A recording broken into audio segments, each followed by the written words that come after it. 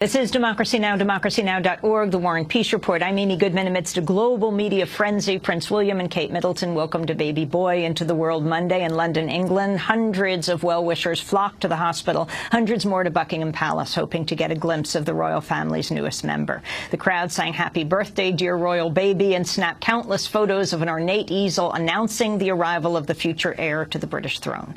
The lead-up to the royal birth generated a carnival of non-stop media coverage for several weeks. Photographers from across the globe braved a record heat wave to camp outside St. Mary's Hospital awaiting news of the royal birth. International TV crews from around the world broadcast frequent, frenzied speculations and everything from the baby's gender to how the expectant mother could expedite her labor. Even the venerable BBC strained for ever more ingenious ways to say nothing was happening. Well, plenty more to come from here, of course. None of it news, because that'll come from Buckingham Palace. But that won't stop us. We'll see you later. As soon as we do have any announcement, of course, here at the Palace, we will be back with you. For now, from the changing of the guard at Buckingham Palace, it's back to Simon in Paddington in West London. Simon. Yeah, do let me know if you hear anything.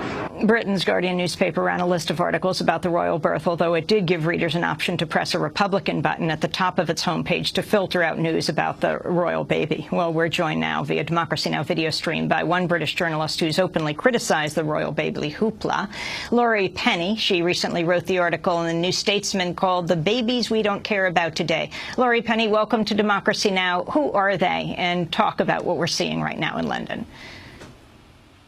Well, firstly, this is actually kind of embarrassing, and I want to apologise on behalf of people in the press who aren't taken in by all this royal baby fiasco, all this hysteria for the blanket coverage and for the fact that no real news is coming out of Britain right now, or that's what it seems like.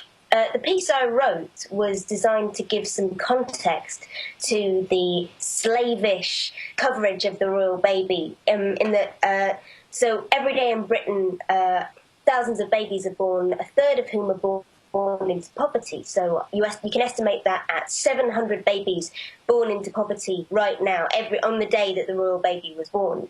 And at the moment, the British government is taking measures to make life harder for those children, particularly the children of single parents, particularly the children of teenage single mothers. I find it really, really ironic that in the week that the royal baby has arrived to great celebration, the same Tory ministers who are celebrating the royal family have taken the choice to impose greater benefit sanctions on teenage single mothers who already live on the breadline, making it much, much harder for those young women to raise their children, making sure they live in poverty, making sure they pay for the transgression of having sex as teenagers and giving birth as teenagers by not being able to eat, by not having safe places to live. And I think that's abhorrent. I don't want to live in a country where that contrast is acceptable. I want to live in a country where all babies matter and where all families matter, not just the royal family.